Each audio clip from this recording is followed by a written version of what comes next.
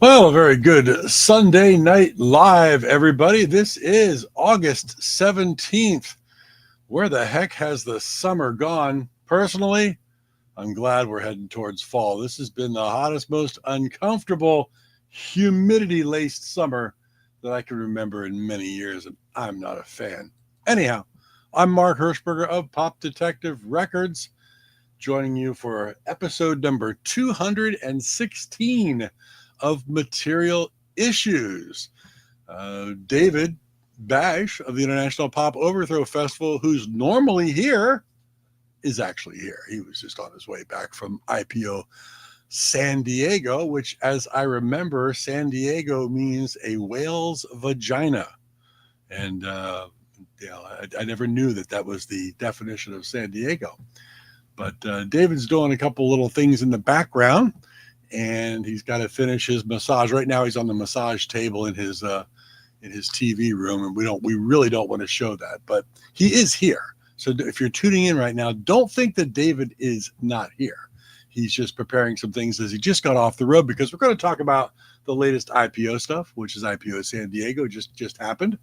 We're going to play some new music, probably from artists that played IPO San Diego. He might even talk about his free 3-disc, 66-track IPO CD that is going to be available to the general public very soon for sale. I've got a little twist on Stump the Bash we might play tonight if we have time. See if David can redeem himself from his very poor showing the last time we played Stump the Bash. Very poor showing. We've been getting just loads of not only emails, but like physical letters. Remember how bands used to get fan mail? My mailman is loading sacks of letters. I couldn't believe that David was so humbled on the last Stump the Bash. It's amazing. So while we're waiting for David, there's something I was just doing some analytic work, and it's really interesting. Of the 215 episodes that we have done in the last 4+ years, we've been doing this over 4 years. Here is the rundown of the top 10 viewed episodes. And I'll give you the episode numbers in case you want to write this down and see what all the hubbub was. But our number one viewed episode, by far, it's not even close. The Ken Stringfellow episode, number 170, blows all the other episodes away as far as the viewers are concerned. After Ken, we had Jason Faulkner, episode number 13. Followed that with Dave Gregory of XTC. That was episode number 91. Coming in fourth place all time, the Abigail DeVoe, that nice young lady who has her own YouTube channel on record reviews and such. That was episode number 118. She came in fourth place overall. Jules Alexander and Jim Yester of The Association came in fifth place. That was episode number 129. Storming back, all of a sudden there's a lot of views on the Billy Palicelli, Steve Cooper episode of Artful Dodger fame. They're at number 6, episode number 49. I don't know if this next one is related to Eric Carmen's passing, but the Scott McCarl episode has jumped up to 7th place. That was episode number 40. Tot Taylor, the Tot Taylor episode, number 22, comes in at 8th place. 9th place, which is a rather recent episode, so I'm sure it's going to come vaulting even higher. The Andrew Sandoval episode, number 202. And then coming in at 10th place overall of the 215 episodes, the Ted Ansani Mike Zelenko, of course, the band Material Issue, where we added an extra S and got the name of the show. They came in at 10th place. So that's the top 10 to date episodes. Very interesting variety in the top 10. So if you didn't check it out, all the episodes are archived on YouTube. Just go to materialissues.com. Matter of fact, let me run that banner across the bottom, because materialissues.com brings you to the YouTube channel, which is also live, just like here on Facebook and whatnot. What we would love. Hold on, something just went crazy. David's hitting buttons. You know what? He fell off the massage table. I think his foot hit the play button. But anyhow, if you go over to materialissues.com, we would love if you subscribed to our YouTube channel, and of course, if you told your friends all about it, and had your friends come over to YouTube and subscribe as well. That might be Audie, the puppy, barking at me in the background. Yeah, I think she might be. But yes, that's really cool. Hard to believe. I was thinking about over 4 years and 215 episodes that we've done of this thing. It kind of blows my mind. But and we've changed around. You know, we used to be on Wednesday nights. Now we're here on Sunday Night Live, and things kind of roll with IPO shows and with various vacations. What are you doing, Audie? Why are you barking? Is there somebody trying to break in the house? Can you just stop them for me? Thank you. That would be nice. But yeah, a lot of great things going on. I've got another band that I was going to play for David to see if he ever heard of this Scandinavian act, and maybe I can not only stump the bash with the trivia, but maybe stump the bash with another Scandi band that I've been enjoying for many years that maybe he's never heard of. I'm not sure. We shall see. But yeah, so we got a lot going on tonight. And as I said, David's uploading some brand new music we're going to sit and listen to. We're going to talk about some IPO San Diego things, and play some possibly a twist on Stump the Bash. It is a twist. Every once in a while, we don't do the normal Stump the Bash. But if you're here, feel free to drop a line in the comments and say hi. That's 75% of the fun here is the people that log on and say hi. The rest of it's just David and I kind of randomly talking amongst ourselves or two guests that we have. We do have a couple cool guests coming up, so stay tuned. Towards the end of the show tonight, we'll announce who we have coming up.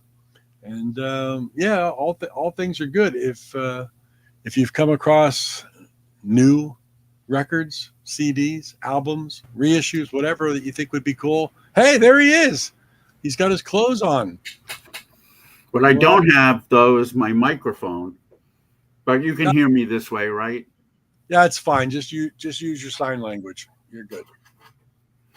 Yeah. Ladies and gentlemen, the president of the International Pop Overthrow Festival, Mr. David Bash. Hello. How the heck was your trip home, buddy? Everyone. Thank you very much for joining us. Sorry I'm a bit late. Rena and I drove all the way back from San Diego, and I'll tell you something. It used to take a couple of hours to get down to San Diego. It now takes 4 if you go on a weekend. It took us literally 4 hours to get there on Friday. It took us over 3 hours to get home today. But it was well worth it. IPO San Diego went very well. 2 well-attended shows, great bands, a club that we really like. Couldn't complain. Did some record shopping, found a few things, nothing earth-shattering, but some stuff that I needed for my collection. Now, a couple of things I may already have, so if I do, they're going to be added to your care package. I've got a care package coming, which includes an IPO Liverpool T-shirt, I believe. And it does include that, and it includes this, the we talked about the compilation, which, as you know, from a couple of weeks ago, I gave away to those who paid to get into International Pop Overthrow Los Angeles. I also gave them to the bands who played the festival. That's as a token of my appreciation. So we gave away quite a few of these. I would bet, this is just a bet, I would bet there's no other music festival in the world that is giving away a 3-disc CD set just for paying your door fee and coming in. I would bet that's true as well. That's part of the joy of being on the compilation. It's one of the incentives that we offer artists to be on it, that we know that their music will be given to people who will appreciate it. Yeah. Now, granted, some people left the CDs behind, probably because they don't have a CD player anymore, but most of them took them, which is good to know, because as I said, a lot of people just don't have players. But It's, you know, it's funny. Let's just talk about something really quick. When you talk about, you know, the physical CD and being given a 3-disc 66 track set for coming in and paying your $10, $15 door. And the people that actually left that behind, as you said, I would believe that they don't have a CD player. They might not even understand what a CD player is anymore. They're like, what do I need this for? So they leave it behind. Two, if they've had a couple of drinks, maybe they set it down somewhere, walked away, forgot where they put it, and just decided, well, whatever, it was free. I guess that's possible at times. Yeah, it could be, but yeah, some people just don't have the mindset to hang on to things like that. And if I'm handed something, I generally keep it. When I do Saturday nights at the bar, when I'm bartending and I sing, I have my pick that I use for the guitar is in the shape of a heart. It's a red pick, and it says love. It says love, Mark, on the pick. Now, generally, when I'm singing birthdays, anniversaries, things like that, it's to a female. It's to someone's asked me to sing to their wife or their girlfriend or whatever. So I hand them the pick, and I get so many actions like, "Oh my God, I'm going to put this behind my phone case or in my purse. I'm going to keep it." And 98% of the time they do, and they come back months later and go, "I still got my pick," which is really cool. Yeah. Every once in a while you play and somebody's they love it, whatever, and then you see the pick laying there after they've left, and so you get a little deflated. But I think the vast majority of people really appreciate things like that. So yeah, I'm sure they do. And by the way, I'm loving this background you've done here. Yeah, I thought we'd make it a little bit bubblier than just our normal. It's very festive, yes. It's festive, yeah. So yeah, I mean, and since we're doing festivals, it's only appropriate. Yeah, it's very good. This is actually top left. That's my first baby picture. Okay. I was a green sperm, yes, and that's what it is. It's my earliest baby picture. Now, speaking of the compilation, I will be playing one track from the compilation, which also happens to be on an LP, a CD that the particular artist released. I won't be playing anything by any bands who played IPO San Diego, but one of them did play IPO LA. In fact, it's the one I was just talking about. What do I want to say? And then, let's talk a little about the Power Pop movie. After we're done today, I'm going to be headed over to the home of Paul Rock, who runs the Wild Honey Foundation, and they always do charity shows for one charity or another. Usually, it's for the Autism Think Tank, because Paul's son is autistic, so it's a charity near and dear to his heart. Today, the proceeds are going to go to the estate of Terry Reed, who just passed away, as we know. Proceeds, what am I talking about? Justin Fielding, who directed the Power Pop movie, has come out to Los Angeles from Boston, and we're going to have a pre-screening. So the film is done. It looks great. The only thing that's left to sort is the licensing, and in certain cases that may be problematic. It may be expensive, so it's not ready for prime time yet. The pre-screening will have all the tracks in it that Justin would like to have. How many of them will be able to license? It's that remains to be seen. I say will only because I am one of the executive producers. After the show, or after the movie, there's going to be a panel discussion with 3 executive producers and Justin, the 3 being me, John Borak, and Fernando Perdomo. Are they going to show that? Are they going to stream that live at all? The panel discussion? That would be kind of cool. It's funny. Rena asked the same question. I hope so. It was almost post hoc putting it together. So I don't know. I don't know if they've had time to arrange that, but hopefully somebody will. Do me a favor. If they are doing it, would you drop me a quick text and say? I will. I mean, At the very least, somebody might do a video of it and put it up on YouTube. So let's hope that happens. Yeah. Be nice to see. So anyway, because of that, about all the licensing issues, because obviously I ran into Justin around New York whenever he was filming and interviewing people when some of my bands were playing, and I think at that time he was having people sign off on the interview if he had Deadbeat Poets or whatever, anybody. But as you said, other tracks from established power pop artists would be difficult, or it's a challenge to get all the licensing. Well, also the interview is a different ballgame from the licensing. Right. If they signed off on the interview, that may not have included permission to use a track. Yeah, I don't know. I don't think it's going to be a problem with most of the bands who are interviewed. I think they'll all be. Most of them own their own stuff, right? And they'll probably be absolutely fine with Justin using their track. The problem's going to be with tracks by bands like Badfinger and the Raspberries, both of whom are featured heavily in the movie, and so a lot of tracks are now in the background. But the question is going to be, who owns it? If it's a major label, it's going to be very expensive, and may not even be doable. They may not want to even bother having one of their in-house attorneys write a contract. The other problem there is if you get a band to redo the stuff you want in the background and then license that cover track, then it gets to be a bit hokey. Right. The way it's taken Justin 10 years to do this movie. It is a true labor of love. I will say this, it's worth the wait. But he has intimated that if he can't get those tracks, the movie may not come out. Yeah. So it's going to be really Paramount, and I don't mean Paramount Studios. They don't own any of the tracks, as far as I know. But it's going to be Paramount to get those particular tracks, especially, Badfinger and Raspberries being, more, I would say the quintessential power pop bands of all time. And so to not have those tracks would... that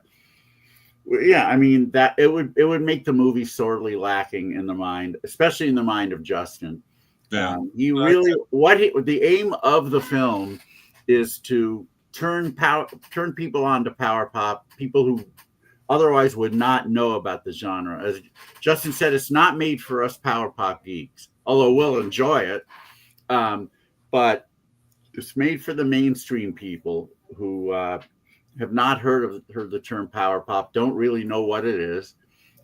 So it's going to be a learning experience for them. Also, he's marketing it to young people who almost surely don't know what power pop is. So for them, it could be very educational as well.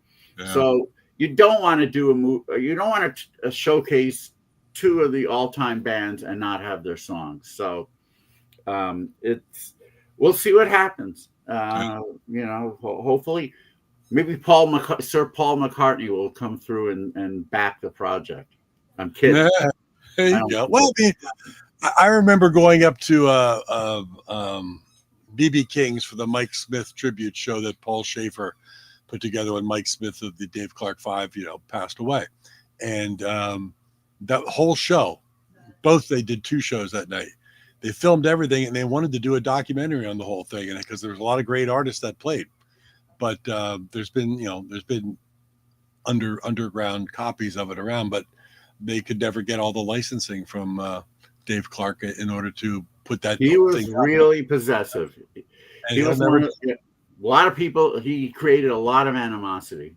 Yeah, it's amazing. We've talked about this briefly in other shows, but it's just amazing that he is just going to sit on anything Dave Clark 5 related, and sooner or later, everybody who ever was interested in them is going to be gone. That's the thing. Don Kirshner made the same mistake. He should have really. Some of that stuff did come out, some of the stuff he owned, but a lot of it still hasn't. And the people. I'm sure his progeny are well off enough not to care that much, but they could have made a lot more money. Yeah. As you said, if they start releasing CDs, let's take Archie's albums, made, actual legit reissues of those albums from tape and everything. Who's gonna buy them? Right. Not nearly as many people. I mean, I will, others will, but not nearly as many as would have had they reissued them 20, 30 years ago. But much of the licensing comes down to especially with big labels, Universal, whatnot, comes down to money. And if they would just say, we have enough money, let's start giving certain labels permission to put out 3,000 vinyl reissues or something. We don't care what the fuck we make. And when hell freezes over, there won't be any fire left. Right. Yeah, and just but let people who want it have it. There's 3,000 people. They're not going to do that. They'll never do it. They're not going to do it. It's just not worth, in their minds, it's not worth their time. For them, it's all about the bottom line. It's a business. Yeah. And if somebody comes, I mean, if Justin were to come in and say, I'll pay $1 million to license these tracks, suddenly it would be worth their time. But he's not going to do that. Yeah. So the way they look at it is, all right, you want the tracks, we'll get our in-house attorney to draw up a contract, but they're going to be $50,000. Well, it's probably for those couple bands, it's probably going to be pretty healthy. Yeah. So we'll just. I don't mean to be pessimistic. Justin certainly is well aware of the challenges that lie ahead, but he's hoping to get somebody to donate. Well, I'm sure that he's run ideas through better people who know more than I do, and that approaching certain studios or certain companies, and Netflix, Hulu, or whatever, saying here's the project, but I need backing from you guys to help with licensing and put it on your. That's actually a great idea, because I don't think he's mentioned that. Now, maybe he hasn't mentioned it to me, but maybe it's something that he's ruminated about or even gone through and found no takers. Would Netflix or Hulu adopt a project like this? Would they back it? It's going to be hard, because it's a hard sell. Yeah. It really is. What I think he's probably going to aim to do is get it into film festivals, get it into independent theaters, and maybe some less mainstream channels might show it, but who knows? It all remains to be seen. Anyway, we're going to talk more about it tonight. Wish you the best with it. Yeah. Next time you and I have a moment to talk with the people watching the program, I'll hopefully have more information. But let's play some power pop now. I've got a few things ready to go. Our friends at Cool Cat, we love Ray. They did the CD version of an album that the band released themselves. This is a band from Minneapolis called the Humbugs. They're longtime friends of mine. They used to play IPO in various cities, including the one year we did it in Minneapolis. Adam Marshall and company. The album is called AM Operetta, and it does have a lot of radio-friendly songs on it. So really good power pop album.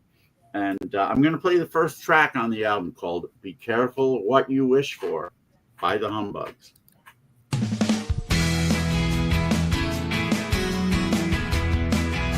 Is that good volume? He knows when to move on in at the company event outside the beverage tent. He's got all perfect lines, and he's spinning them on you as if you're something new, and you say you never felt this way before. Now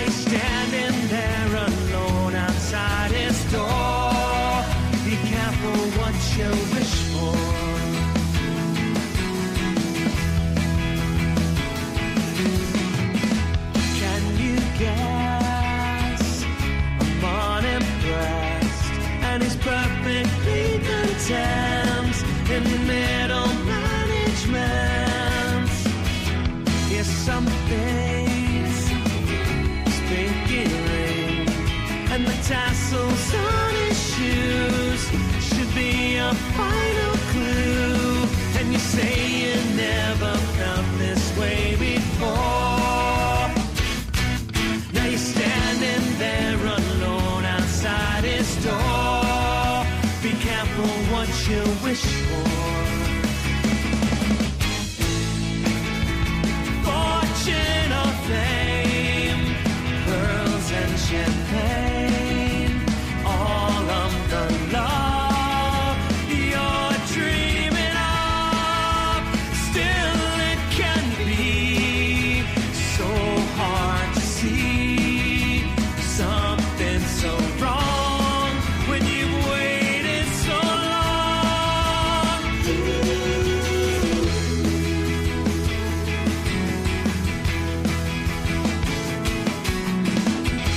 There's a time, there's a place, and I hate to have to say it's neither one today. And you say you never felt this way before.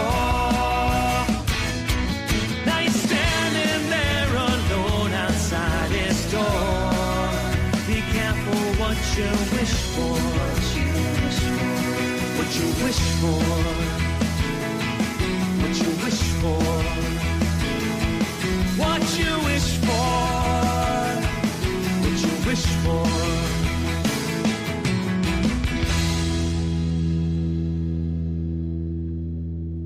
That's always good advice. Be careful what you wish for by the Humbugs from Minneapolis. Their new album, their new CD version. Yes, indeed, John. Yeah. Got it. Are you, John? Are you already up in LA? Because it's going to take you a while to get there if you haven't left yet. He's watching Anyway, live from his car. Maybe he is. AM Operetta by the Humbugs. And again, a big shout out to Adam Marshall and his wife for letting me stay at their home the 1 year I did IPO Minneapolis. That really did help. Anyway, it's on Cool Cat, so you know where to get it. CoolCatMusic.com, all K's. Cool Cat and Music, all with the K.com. That's Ray J. and Kitty, our good friend, who was on an earlier episode. Hey, real quick before you get to the next thing, I was talking with Frank Sesich a couple times the last couple of days. He's all excited. He just posted this, and it's really interesting. When Blue Ash first went into the recording studios, it was Sigma Sound in Philadelphia in 1970, and they recorded a ton of stuff. And of course, the first 10 tracks on their very first album. There were 3 people. All of Sigma Sound's archive tapes are in the vaults at Drexel University in Philadelphia, right? Which is very cool.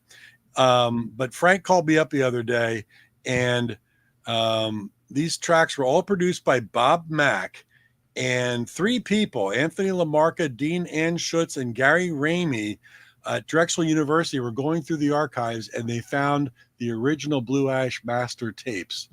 And wow, they're now going to be remastering and cleaning everything up. And there's going to be a new rarity CD coming out, 27 tracks of all stuff that they didn't even remember existed. So that stuff is obviously not on the Not Lame compilation. Nope, it's not on the Not Lame compilation. Wow. All these tracks.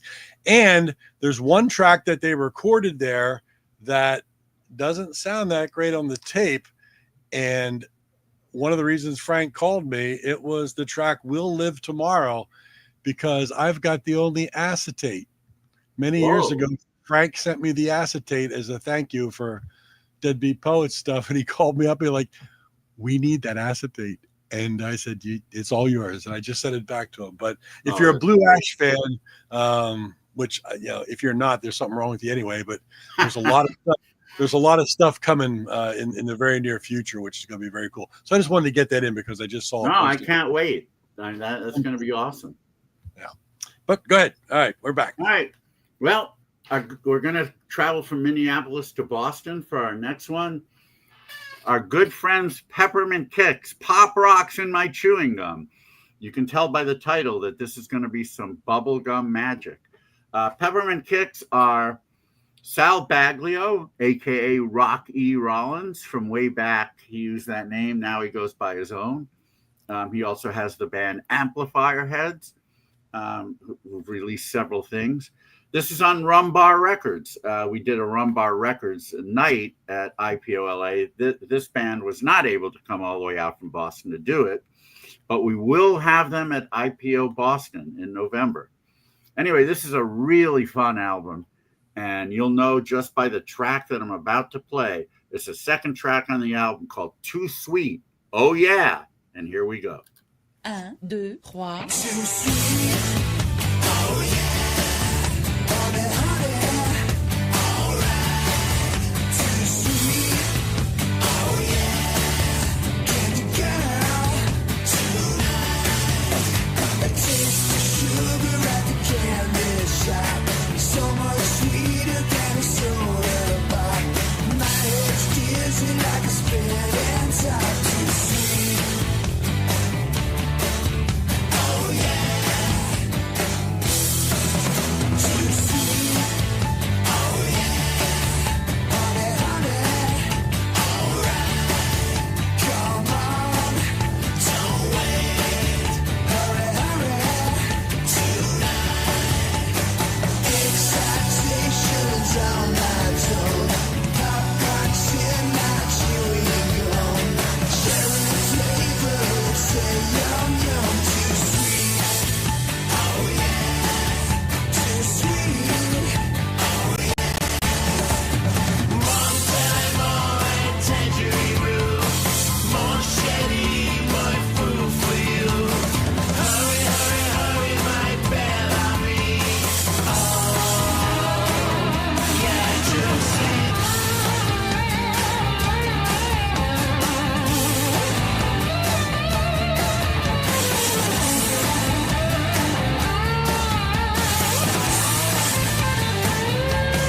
Ice cream cone, Hershey's kiss. Pink wax lips and a licking stick. Lemon drops and peppermint kicks. Too sweet. Oh yeah. Too sweet. Oh yeah. Too sweet. Oh yeah. Too sweet. Oh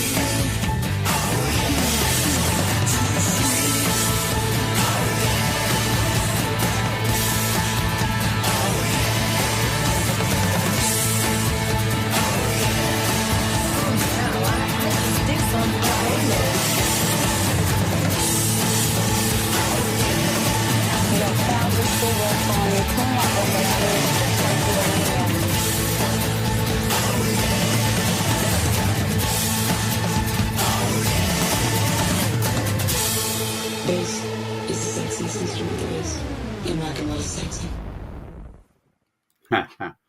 So much fun, so bubblegummy. That's bubblegum, glam, power pop madness right there. It's all of it, yeah. You I hop should into point out, five. I don't think I said this. I mentioned Sal Baglio. The other main character in this band is Dan Kopko, who also has the band Watts. I don't know if you've heard Watts, but they're also from Boston. Great power pop band. They've played IPO a few times in Boston, but Peppermint Kicks never have. So in November, this will be a treat. Anyway, yeah, Pop Rocks in my chewing gum on Rumbar Records. I'm not sure if Cool Cat is carrying it yet, but Rumbar on their website should be. So just head over to the Rumbar website and pick this up. You'll be glad you did. Those tracks where you get a speeding ticket because you're not paying attention. It's true. That's what you should send that quote to them. That is an awesome quote.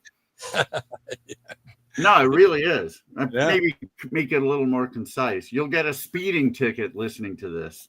So that could mean that it pumps you up so that you're speeding, or it could mean that you're not paying attention. But it's all about pumping you up. I just remember, CD player in the car, and which I don't have anymore, but I remember listening to something like that, and you're having such a great time, and you look down at the speedometer and you're actually going 78 or something, because you're not paying attention.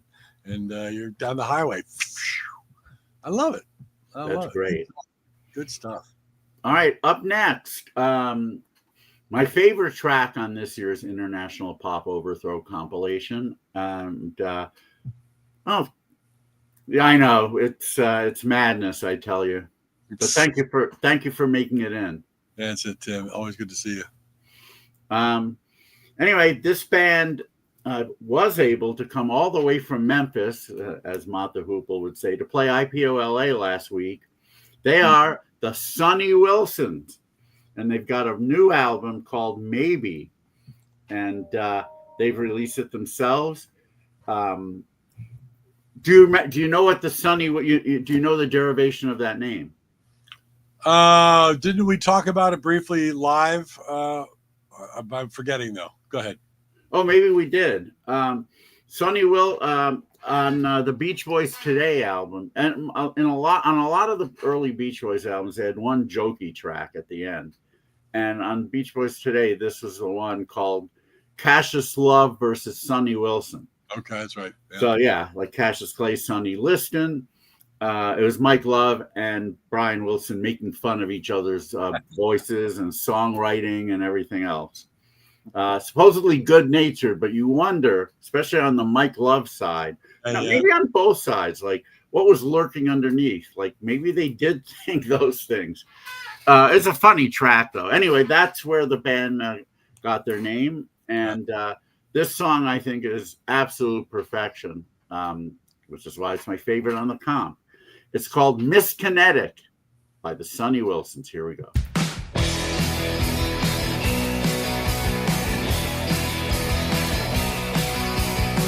She's a rocker, she's a talker, she talks a lot away. And I listen to everything she says. She's a panic, Miss Kinetic, and let you see this stay. Set it up and blow us all away.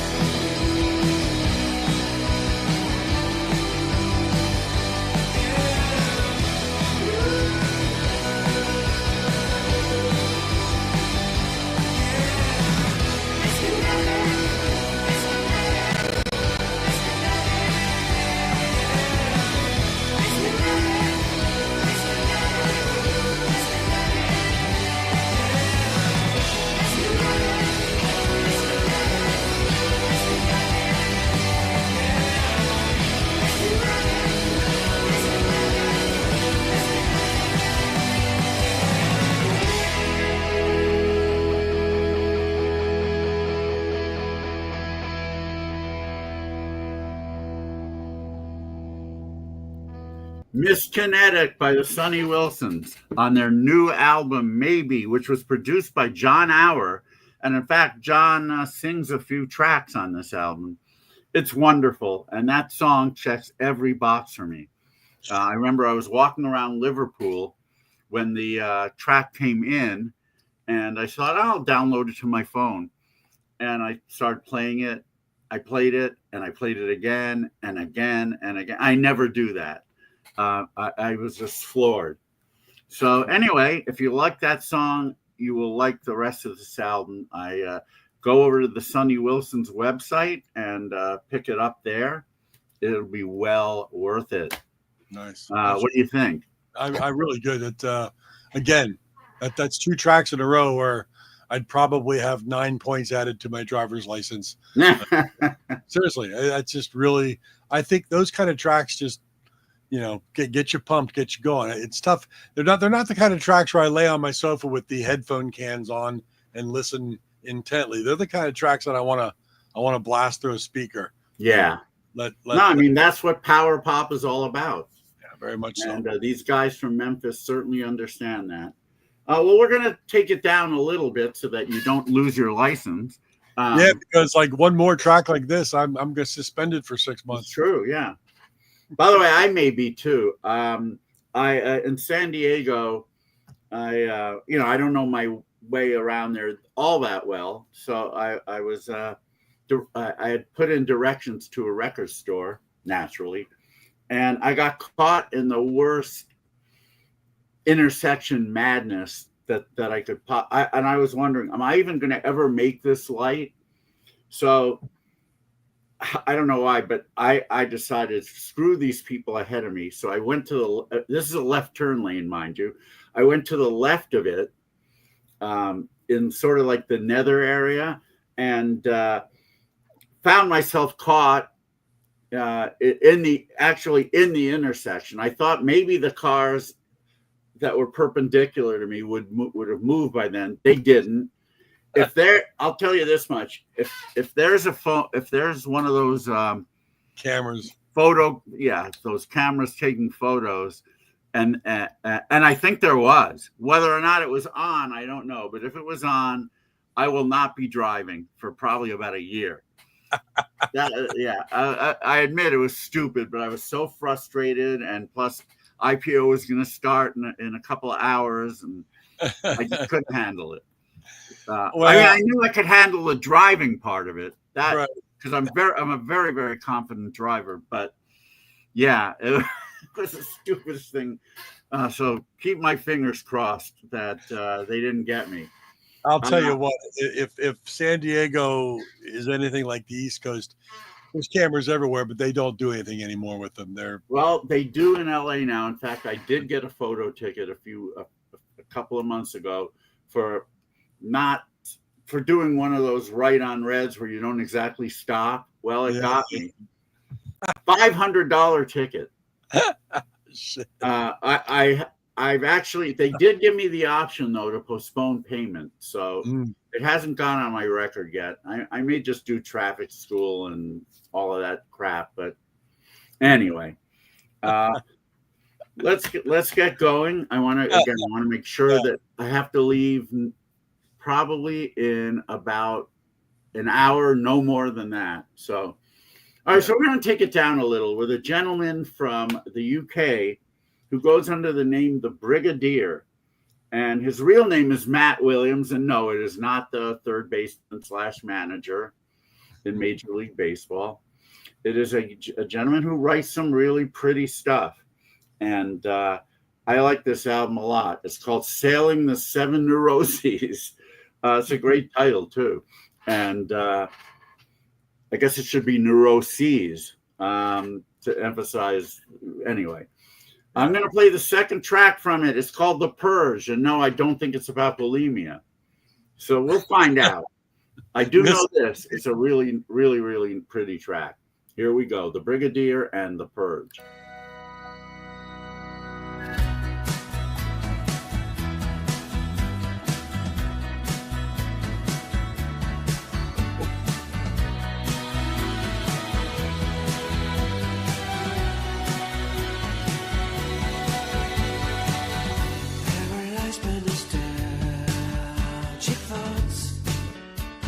of everything I've owned and bought.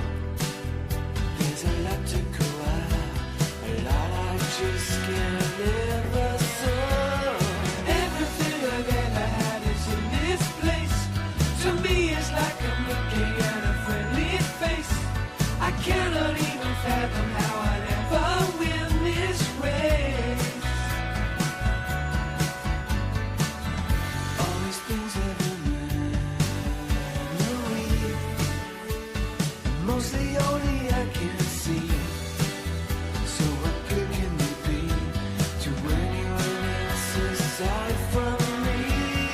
Everything I've ever had is in this place. To me it's like I'm looking at a friendly face. I cannot even fathom how I'll ever win this race. Ooh, I'm really without the things that we leave on my side. I feel like a weight with me off my mind, and there be nowhere to hide.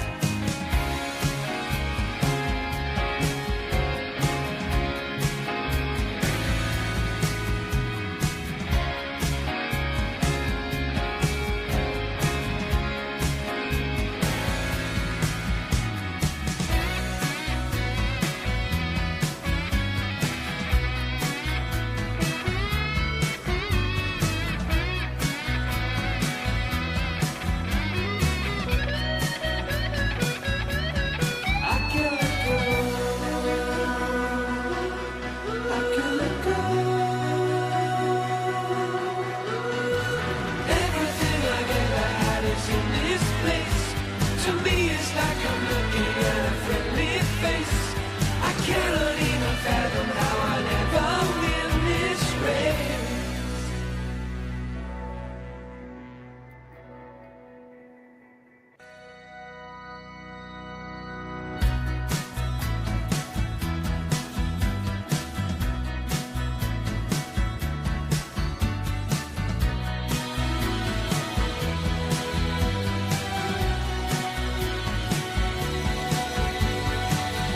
Paralyzed by nostalgic thoughts of everything I've owned and bought. There's a lot to go out, a lot I just can't ever solve. Everything I've ever had is in this place. To me it's like I'm looking at a friendly face. I cannot even fathom how I'll ever win this race. All these things have a memory, mostly only I can see. So what good can they be to anyone else aside from me?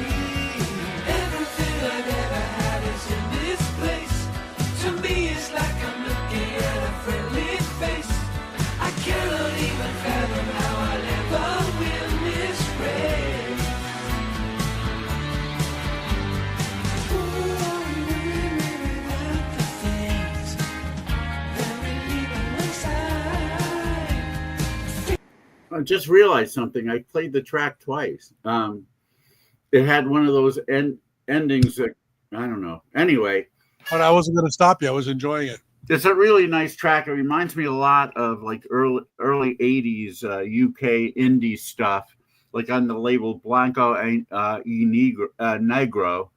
Like Well, the that, band Fantastic Something, for example, who I really That love. opening riff is, I thought it was going to be Enola Gay by. Yeah, there you go. Darn, OMG, yeah. So, yeah, anyway, you can go to his Bandcamp under the Brigadier and pick up that album. If you like that sound, the whole album is like that. So you'll definitely dig it.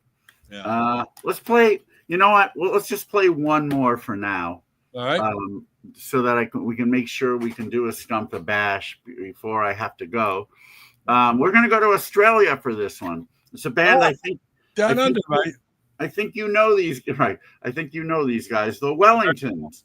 Yeah, Great well. band, have a brand new album called Baby Moon. They've been around a long time. They used to play when they were really young. I mean, like maybe late teens, early 20s. They came all the way to LA to play IPO. And, they've been doing it ever since. And this album is excellent. The track we're going to play is called She Still Loves Me, which is a great power pop title. Here we are, the Wellingtons.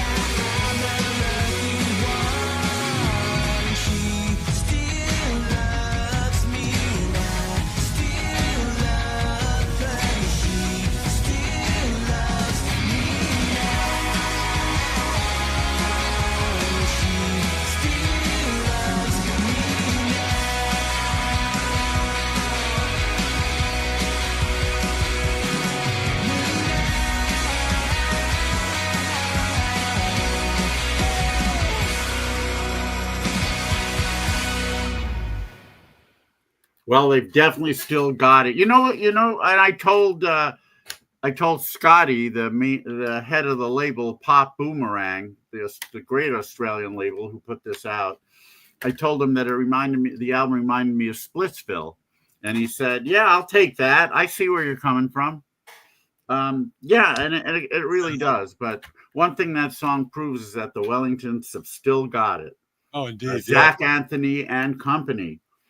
With a brand new album called Baby Moon. I think if you go to the Pop Boomerang website, you'll certainly be able to get it. But if you don't want to pay the shipping for that, I think Cool Cat has it by now. Yeah, cool. Well, I mean, that's the go-to place in the United States is Cool Cat. Cool Cat Music, all K's. Ray Gianchetti always gets the best stuff in. He does. He's 20 minutes down the road, so if I need something, I can just drive down. Yeah, no, you're very lucky in that way. It's very cool. Hey, I know you played a lot of great stuff, and if you've just joining us and you missed a number of these great tracks, it's in the archives, materialissues.com. So make sure you check it out right there. It's scrolling across the bottom. But hey, I had a question for you. You know how I've updated you the last couple months on some Scandinavian pop that you were not aware of. Are you familiar with it? I don't know if you are. Do you remember the band Leslie's? I do. I think I have that album, unless that's a new one. Whoa, what you got there? Wow. These are all Leslie's. Oh my God. They've been doing I had no idea. Oh, they haven't been. This is all pre-19 or 2001, late 90s and whatnot. So I wasn't sure if you had been that familiar with them, but it's a band that I love. So I figured, well, you know what? I'm going to bring this up and It's see if you're. I'd have to look to see how much I have. I'm pretty sure I don't have all that. Is it still available, or did you get it at the time? Oh, it's. I've been scanning Discogs and doing all the hunt for that. I had 2 of them for a long time, but some of these extra ones are really hard to find. There's like 1 copy I found on Discogs, and I had to get it in from Sweden, which, as you know, can be expensive. Oh yeah. I think so. Really, stuff's really hard to find. A lot of these. Sure, it is at this point. Yeah, I like I said, even this one, which is a great CD. This is on Labrador, and Labrador, decent label name. Now I have to go look. Now you piqued my curiosity about this. Yeah. He's got to look under the L category, Leslie's. Another great, as everybody that watches this show, they know how much I love Scandinavian pop, Norway, Sweden, Denmark, and even some of the surrounding areas. But yeah, I'm a very big fan, and this is just one that I was playing last week, and as I was trying to search for more stuff, really hard to come by here in the States at all. And Discogs is a great place to search out and find a lot of things. But even Discogs, I there's a couple things that I found in Discogs that I ordered, and then of course you get that email 3 days later saying, "Oh, we don't actually have that in stock." And you're, man. So this is one of those bands where it's been out of print forever. I think the last time they released anything was 2001. Hard to find. Really hard to find. I do not have any Leslie's albums in my shelves. I think they've got to be a few in record boxes I haven't unpacked yet. But because I know I'm pretty sure I even wrote about them in that article that I did for Amplifier on Swedish pop. But yeah, I don't have any there. Check this out. I'm just going to play a couple seconds of the first track off of this one. It's called "To Give It All," and I think you'll really dig it. Listen to that. This is Leslie's old track from Sweden. Won't be back until tomorrow. Try to leave it all behind me. Does it matters in my heart and in my soul? The time that I spent has been worth it all along. To give it all to get it back. Never ever again to give it all to get it back. Never ever again, didn't have regrets, didn't feel too bad.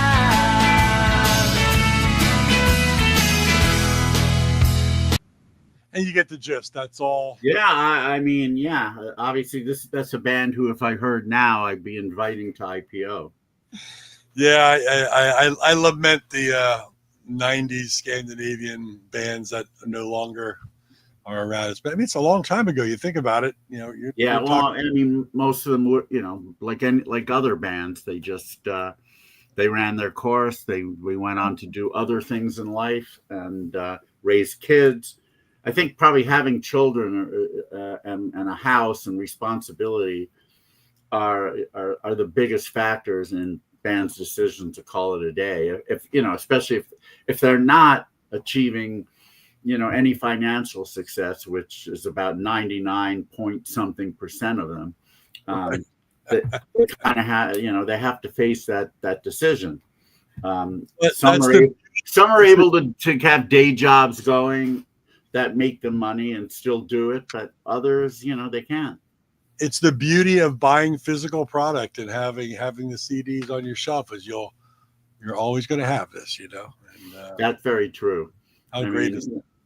Again, I mean, we could talk about this forever, but I always advise people, if you're thinking of selling your collection because the stuff is online, there may come a day when it isn't. Right. Yeah. You never know. I mean, everyone thinks that it's all protected by law. Laws can change Yeah. at the Indeed. drop of a hat, and suddenly Spotify it's no longer legal for Spotify, Apple Music, and everybody else to be streaming product. Or and everyone who sold their collection is going to kick themselves really hard. Or if you want to hear it, you'll actually be really paying per stream, you know? Right.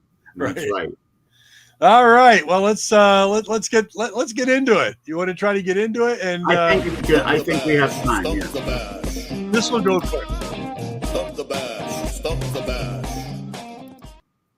All right. This is a twist on Stump the Bash. I figured we wouldn't have a whole lot of time tonight, so we're doing something a little different. It's still going to be 1965 to 1975. That's the 11-year period. Okay. But here's how we're going to do it. I'm going to give you, we'll start with 1965. I'm going to give you one clue. All right. And I'm going to play the first 10 seconds of the track backwards. What? Yes. And you're going to give me the song title for a point, the artist for a point, and if you get the label, you get 2 points. And if you don't get it from all of that, and you want me to play the first 10 seconds forward, you can get 2 points just for I like this twist. So backwards. all right. I haven't heard too many songs backwards. But those- here's the other thing. This is chart position number 22. Oh, okay. So I get that. Yeah. Chart position 22 for the year. For every year we're going to talk about, it's always. All right, so these are big hits. Number Right, one, number two, So I figured if I'm So giving we you can if really- I'm giving you one clue and I'm playing it backwards, and you need to give me the song, the artist, and the label, which is the label is 2 points. The song and the artist are 1 point apiece. And the point total available is 44 points. So if you get 23 points, that's half of it. You're not stumped. all right, that's really even, cool. Even if you took all 11 tracks and listened to the first 10 seconds forward, that's 22 points right there. You still have to get something in and around the edge. All right, let's go to 1965. This is chart position number 22, as I said.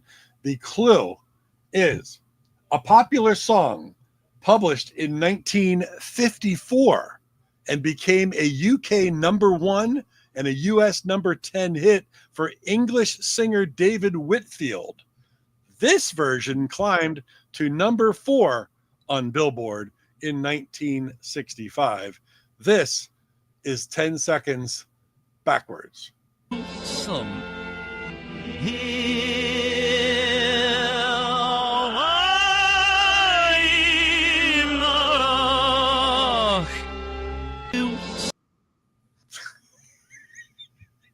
Wow. Well, you know what? The David Whitfield clue doesn't help me. Playing it backwards should be helping me, but it isn't. So let's play it forwards. Maybe I can get a sense of what backwards sounds like in relation to forwards, and use that for the other track. If you play it forwards, all you get's 2 points for just giving me the title of the track. You don't get any points for label or anything. It's just all right. 2. But All in this case, I'm going to have to. All right, here we go. First 10 seconds forwards. caught on me. Okay. I kind of see what's going on here. Oh, well, that's Caramia by Jay and the Americans. There we go. You got 2 points. So you're safe with 2 points, but somewhere along the way, you're going to have to figure something out without going forward. I have a feeling something will help I once know. we get to the years I know a little better. But All right, here we go. maybe not. 1966. This is chart position number 22, as it was. The song was this group's only number 1 hit in the U.S. Billboard charts. The track includes a pregnant pause before the coda, which modulates up a semitone. The track succeeded Good Lovin' by the Young Rascals in the number 1 position. This event marked the first time in the history of Billboard Hot 100 that 2 songs with pregnant pauses were consecutive number 1 hits. And here is 10 seconds backwards.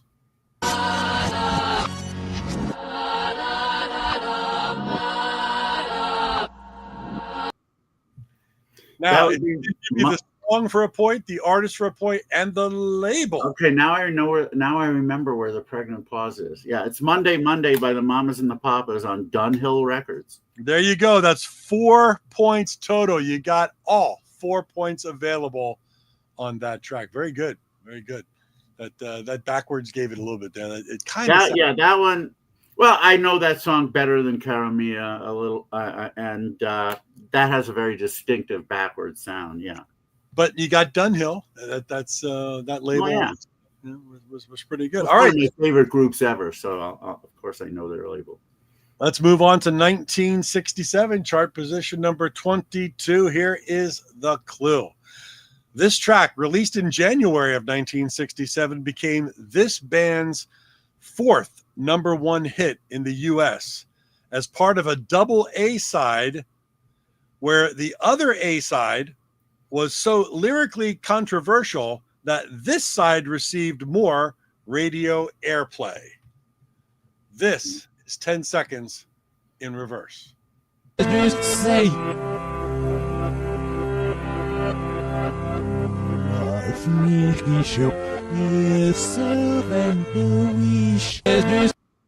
Okay. Stick in your head. Yeah, all right. Well, I know why the other side was controversial.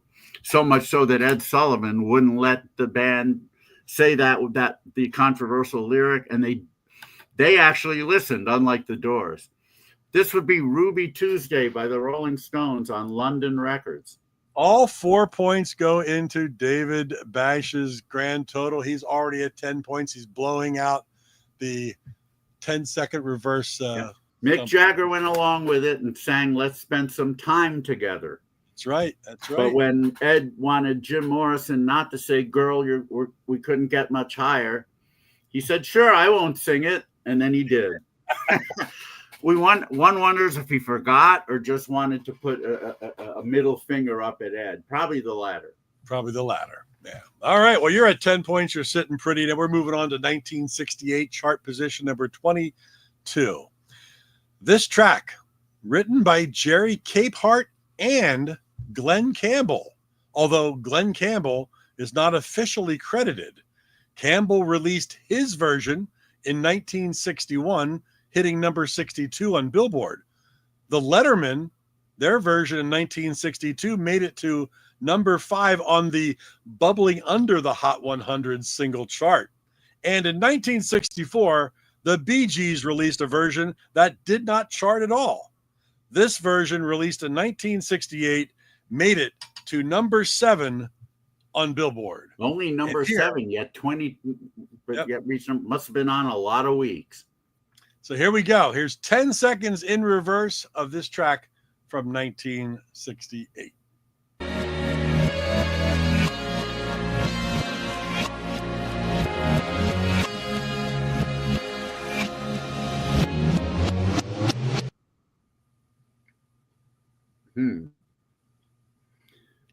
Not Many quite sure versions. what that is. I don't know if this song came. No, I don't think this song came out in '67. Although, well, might it be "Turn Around, Look at Me" by the Vogues? What label would that be on? That's a good question. Were they still on their? And it is "Turn Around, Look at Me" by the Vogues. Okay. Were they on?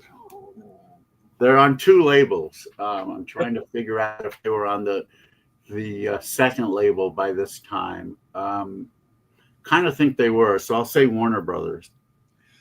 This label was Leedon. Which one? The Leedon label.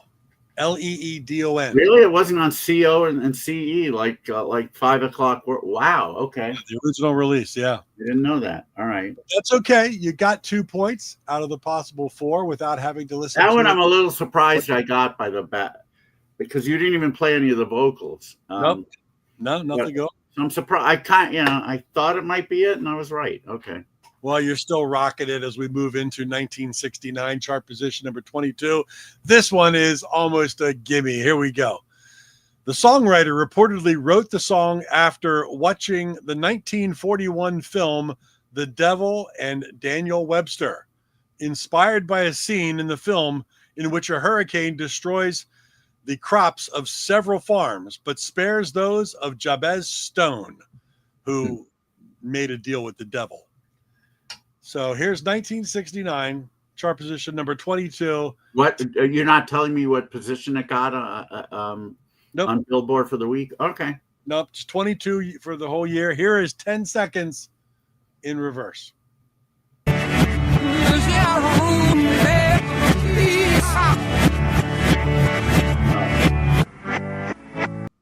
I thought you would get that with the.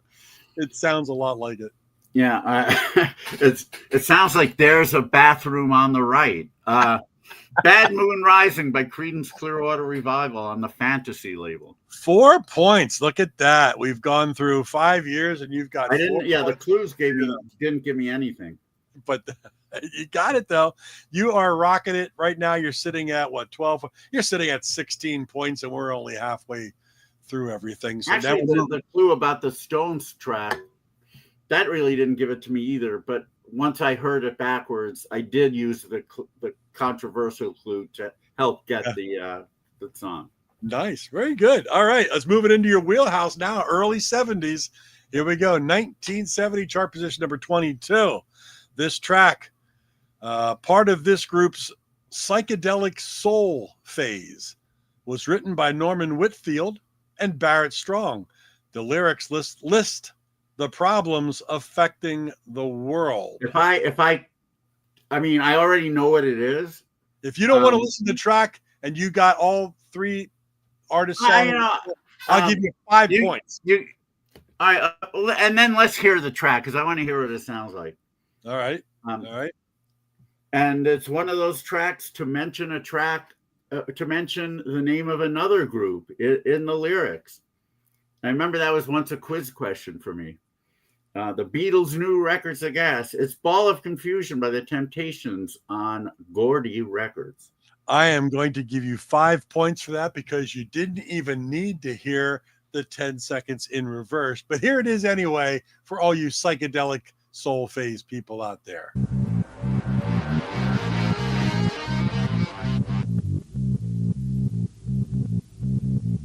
That part sounds almost the same. It's just a bass line.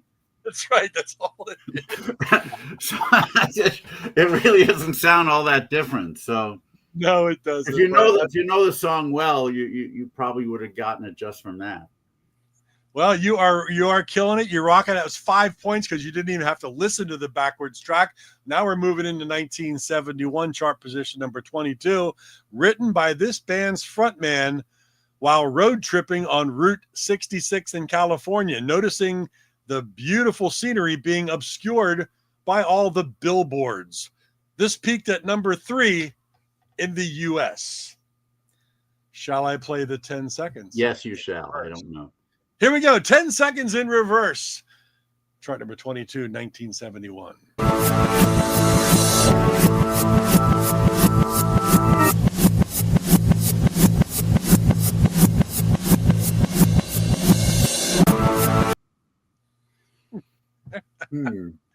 This is a tough 10 seconds because it's a little different from. I think of a different song, but I think of a song that was from 70, so it's not that. 71. You said it reached number 3. Number 3.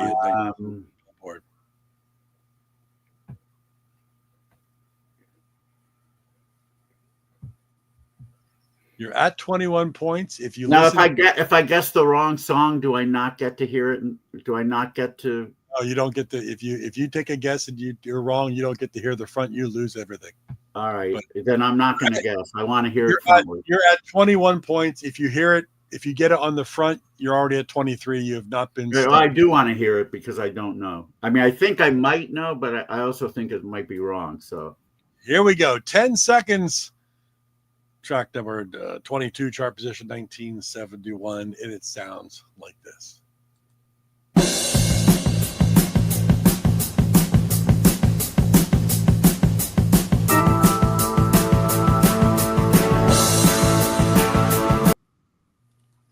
That reached number 3 on Billboard? Yeah. What's the song? Holy fuck, I don't know. Yeah, Are you- this is what I said. This first 10 seconds is so different from the song No, maybe it's not. that you're used to. Now, be careful here. Be Yeah. careful. If we're talking about the Billboard charts, you got to play the single version. If that's Well, an album version, that's Let's say this is the album version. all right. Well, that changes things. I need to hear the single version. Sure. Yeah, this is the album How, version. so because of I don't Because necessarily- it's going to throw you off. I don't necessarily know that beginning, but let me play it one more time because And then I don't know if I have this album even. I'll give you the clue again, which should give it to you. Ready? Here you go. Forwards.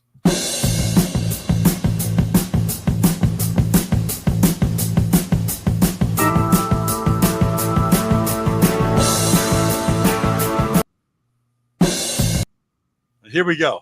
Written by the band's frontman while road tripping on Route 66 in California, noticing the beautiful scenery being obscured by billboards. Yeah, I'm not getting it. I don't know if I know that beginning. It is Signs by the five-man Oh electric. man, yeah, band. I have heard that beginning, but God, not many times. I don't own that 5-man electrical band album. So my apologies for throwing you off with the And with the, the album version, and the clues don't really indicate the lyrics very well. well, the scenery being obscured by the billboards. Tim knew it, but not the label. Well, let me see if I can get the label. What the hell label was it on? Oh yeah. Was it on Lion? Almost.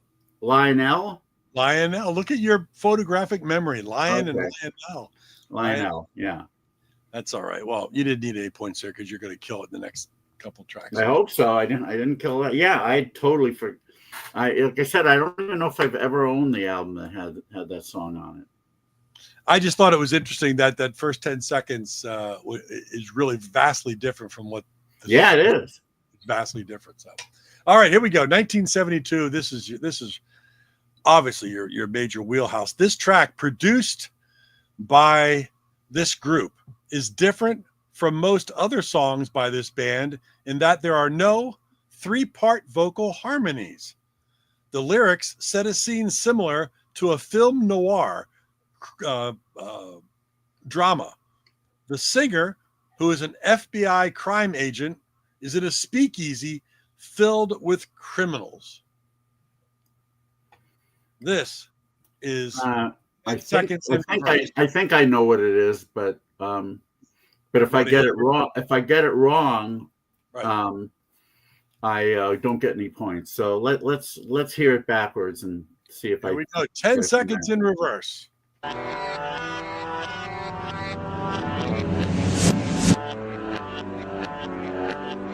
Okay. I didn't know what it was, but I do now. Almost sounds the same in reverse. Now one of my friends from high school, Lee Tannenbaum, I got reacquainted with. I got reacquainted with on Facebook, and we were talking about that song, and he said I knew the lyrics right off the bat. All I have to say is to quote Jim Bouton, I believe most of what Lee Tannenbaum says, because I don't believe that, because I don't think anybody got the lyrics. Even Alan Clark himself probably didn't know the lyrics when he wrote it. But that would be Long Cool Woman in a Black Dress by the Hollies on Epic Records. 4 points, and David for the evening has not been stumped. So the last. Yes, I have 71. Oh, I haven't been stumped for the whole thing. Okay, the whole evening, you have not been stumped. That you are so how now. many points do I have now? You're at 25 points with 3 songs left. And how many does Tim have? Tim said he's at 16 right But now. I don't know if he counted this one. He might not have counted this one, but we're getting close. But here we go. I'm having fun with this, not because I'm getting points, but because the whole concept was great. And now I'm enjoying hearing these songs backwards. And it's something these things just come to me every once in a while. I'm like, let me go down this rabbit hole and see. I love it. We should do more of these. I love this. All right, here we go. 1973 chart position number 22. This was the first single from this artist's 6th album and became this artist's biggest hit single, reaching number 9 on Billboard. Wow. Again, number 9, but yet reached Must number 22 for the year. Wow. A verse lyric from the song was the inspiration for the title of the album Brain Salad Surgery by the English prog rock band Emerson, Lake and Palmer. Okay, I know what song it is. You know the song? I'm pretty sure I do. But let me see what label is on. All right, I believe I'm going to go for it. All right. Especially since I haven't been stumped. I believe it's Right Place, Wrong Time by Dr. John on the Atco label. And I'm giving you 5 points for that because you didn't even have to hear this 10 seconds in reverse. Yeah, let's hear this. Oh, I got it. It sounds just like in frontwards. 10 seconds in reverse, Right Place, Wrong Time by Dr. John on the. I remember that lyric. I also think that lyric, one of my all-time favorite movies is Dazed and Confused. In fact, it may be my number 1, and that song was in it. And I think that part with that lyric about brain salad surgery.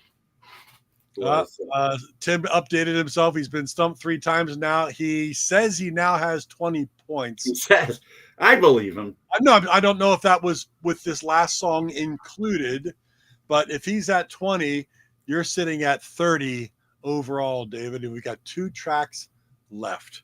And here we go. 1974. Position number 22. This track, written after the singer's wife told him she was pregnant in December of 1970, became this singer's second and final track to reach number 1 in the U.S. after the artist was killed in a 1973 plane crash. This is 74, right? Yep. And it reached number 1. Yep.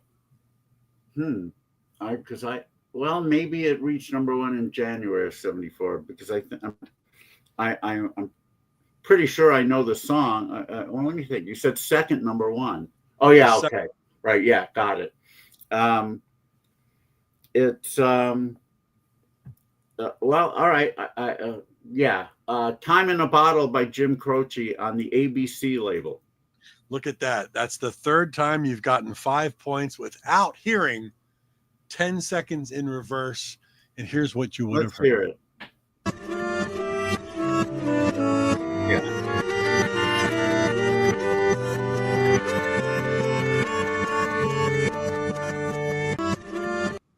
Time in a Bottle. I'm pretty sure I would have had it, but I won't say for 100%.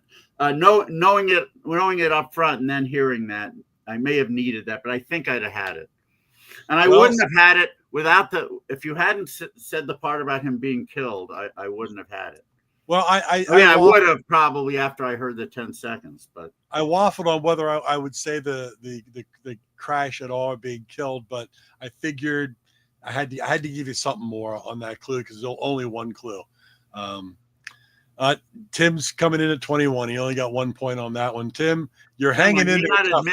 I may not admit to anyone that I know you now.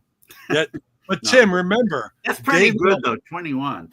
Well, David, we have 1 track left, and David needed 23 points not to be stumped. So, Tim, if you can get 2 points on this last track, you can say that you were not stumped as well.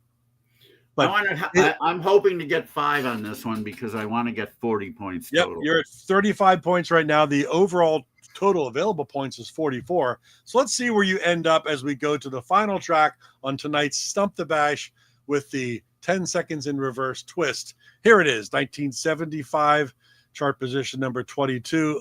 This American funk track, reaching number 6 in the summer of 1975, has a simple structure with the title phrase being sung 4 times after each 2-line verse, amounting to 44 times in under 4 minutes. I think I know it.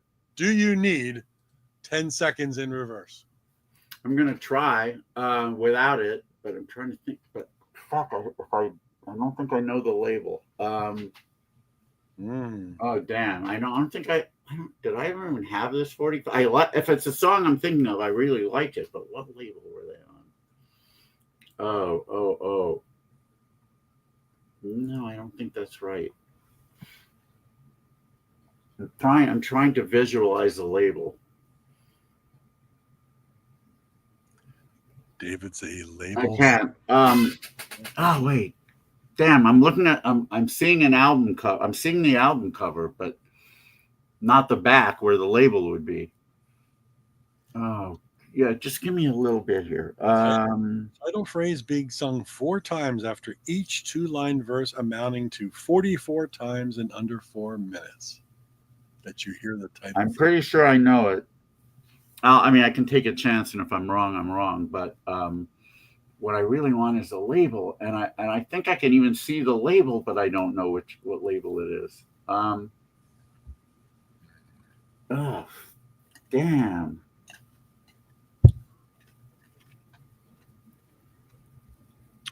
Oh my God! I'm gonna kick myself when I hear what label it is because I'm not. It's not a difficult label. It's not a difficult label? No. Maybe I don't have the song right, but I think I do. Well, if you're picturing a difficult label, I don't, or let's say a. Well, I don't know if I am. You've already won the night.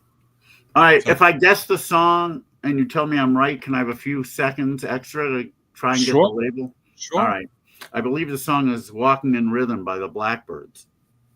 You would be incorrect. Oh, well, maybe that's why. All right. Well, I'm wrong. I guess I'm wrong. Let's hear the 10 seconds. See if I can get it. You are wrong. So you end up the night with 35 points, which is not too shabby. But here is 10 seconds in reverse.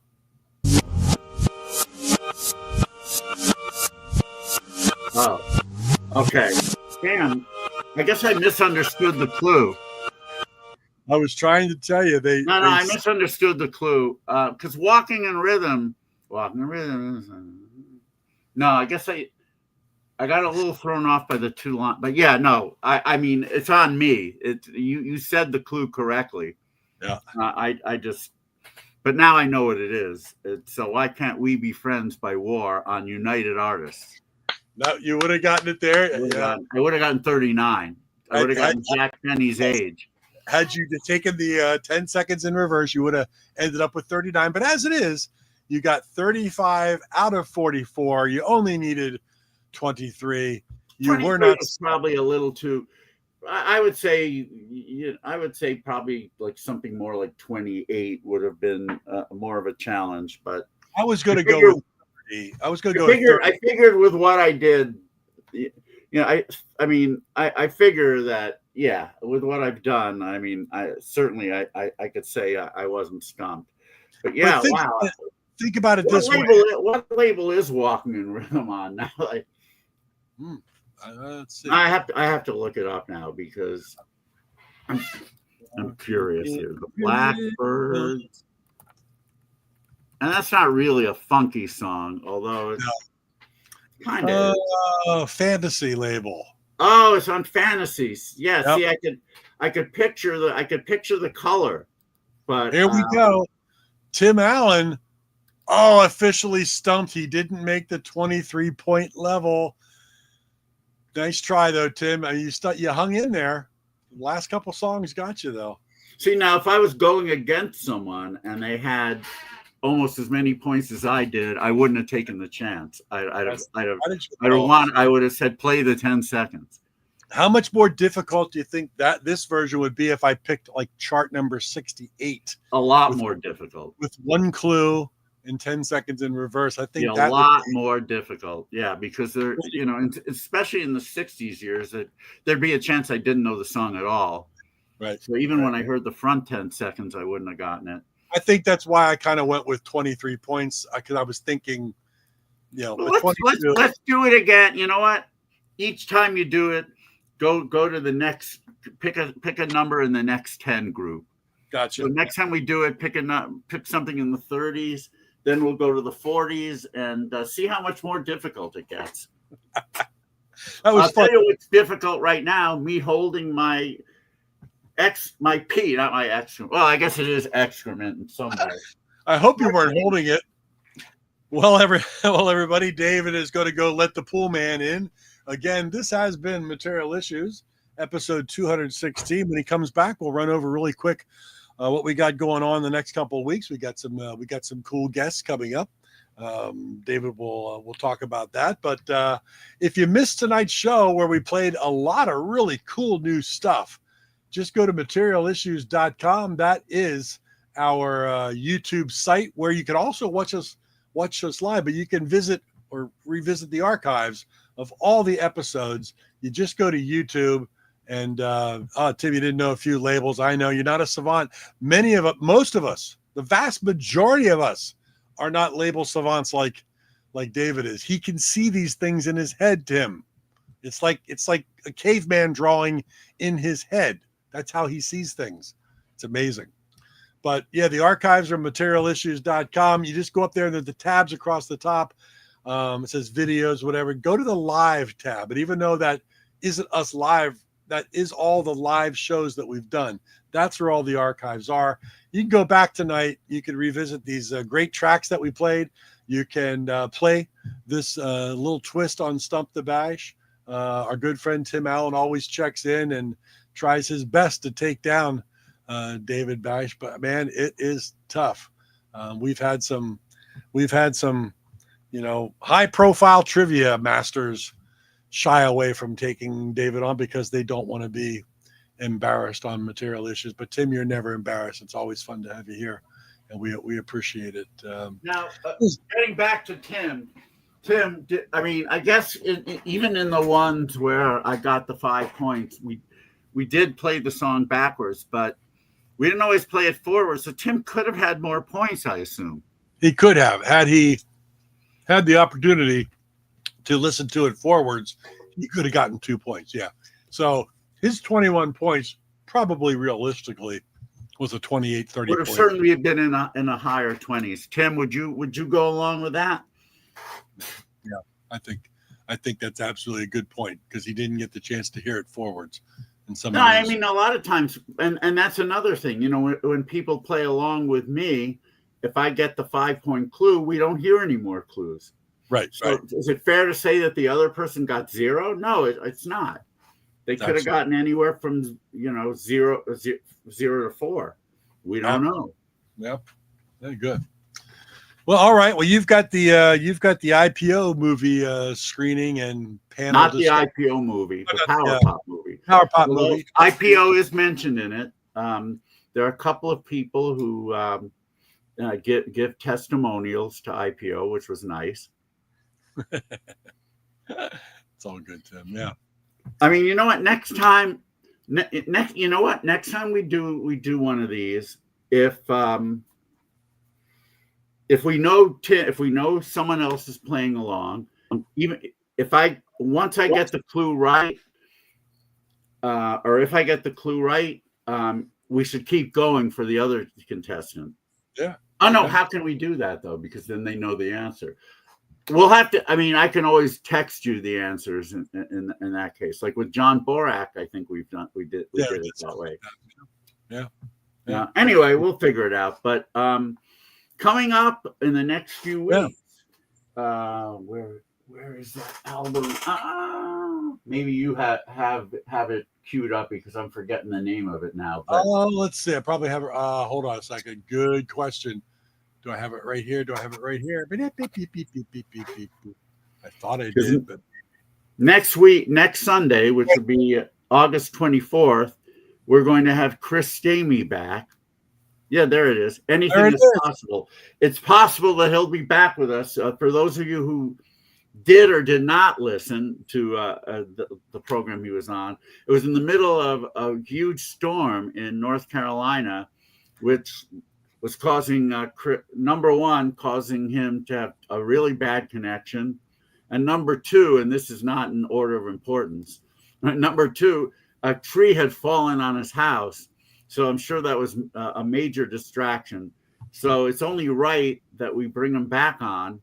And now the album is officially released, which it wasn't at the time. So now people can actually go out and buy it. But yes, Chris Stamey, one of the masterminds of the DBs, has just put out a great record called Anything Is Possible. And I got to see him play it at a show in LA about a month ago. And that was a lot of fun. So we'll have Chris on August 24th, a week from today. On August 31st, when I will be in Vancouver, we will have a lady called Jude Warren, and I'm sure she's sick of hearing, "Hey, Jude." Let me warn you. She's probably sick of it. Come on. Warne, and she is an author. She has written books on, among other people, America and the Band. And who was the other one? Boz Scaggs. Boz Scaggs, yes. All three of whom I like a lot. And it'll be great to have her on. We'll discuss the books, and obviously we'll show people where to get them. And then on September 7th, let me see if I can grab this quickly. Oh, wait, I think it's in this pile. Yeah, there it is. Some of you may remember this. I would assume Tim Allen does. I don't know if you do, Mark. But back in 1983, the Vox record label, owned by Greg Shaw, the gentleman who put out all those Pebbles and Highs in the Mid-60s albums.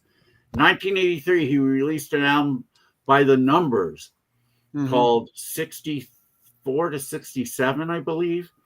And it was, there were huge liner notes on the back talking about a band who got together in the 60s and recorded a bunch of records and went through bad luck with label drops and bad acid trips and all that. The band was called The Numbers, and the songs were supposedly from the 60s. I read about a third of the liners, which and the beauty of this, and I don't know if Greg Shaw wrote them, but I bet he did. The beauty of this is the liners sounded legit early on, but the more you read, the more you knew it was just a complete hoax, and the joke was on us. But there was a discography which listed 2 albums by the Numbers on a very obscure label. So I thought, oh my God, I must have missed these. So I contacted Dice Dumond, who was one of the big company out of New York who always had these big ads in Goldmine. And I knew they sold a lot of rare records. So I contacted the head of the company and said, I'm looking for these Numbers albums. He said, are you kidding me? He said, the whole thing's a hoax. How did you not know that? And then I went back and read the rest of the lyrics. I mean, that's how excited I got. Halfway or a third of the way through the lyrics, I actually picked up the phone and called them. I had to, not the lyrics, the liners. I had to have these albums. So then I read it and it was like, oh yeah, okay. Anyway, the upshot of all that is the Numbers were a legitimate band, but from the 80s. They were actually playing around LA. I had just moved out here. I didn't know that at the time. And that was about that. Flash forward now, and my friend Karen Nash, a musician out of LA, contacted me and said, I really want you to hear a song by this band I know called The Numbers. And she sent me the file, and I played it, and I thought, wow, this is amazing. It didn't sound like the 80s tracks they recorded. Much better fidelity, much more, fully realized sound. But I said, she said they're called The Numbers. I said, are they the Numbers that, put out this? She said, yes, they are. And I said, oh my God, I can't believe this. And she gave me the contact of Terry Tudor, one of the 2 front men of the Numbers, the 2 brothers, Terry and Larry. And I contacted him, and he sent me the files for the whole album. And I thought, wow, this is amazing. It's great. And it's finally been released on the Bomp Records label, actually Turnaround Records, distributed by Bomp. And here's the album called Mad Day Out. Yeah, very cool. And it's out on CD and vinyl. And we're going to have Terry Tudor on September 7th. Cool. And we're going to play tracks from this. Also tracks from the original album from '83, which, by the way, is being reissued on CD. Never been on CD. So we'll play some of those. We'll talk about the whole story. It's a fascinating story behind the hoax, and how they've come back. Oh, nice. You commented about it where? I can't. Oh, wait, let me. Oh, in a video about it. Terry Tudor has been Terry's a very nice man. Nice. Very sweet guy. And one of the tracks, the track that Karen actually sent me, The Coast is Clear, is on this year's IPO compilation. Nice. Which is great. So definitely check this record out, but we'll play tracks from it so that those who don't know it yet will hopefully be convinced to buy it. And we'll talk to Terry about the whole history of the band, which, like I said, is extremely fascinating, very unique. Very cool. And with that, I better get going. But had a lot of fun. Thank everybody who listened. And great to see you, Mark, after a week's absence. Yes, indeed. And, yeah. Have a great day. Next week we've got Chris Stamey. And Anything is Possible, the brand new record. We'll play tracks from it again and talk about the record and, of course, his history. And hopefully this time have a much clearer picture in every way possible. Sure. In the meantime, everyone, have a great week coming up and weekend, and we will hopefully see you next Sunday. Love to Rena. Good night, everyone. Chaz and Audie. Peace.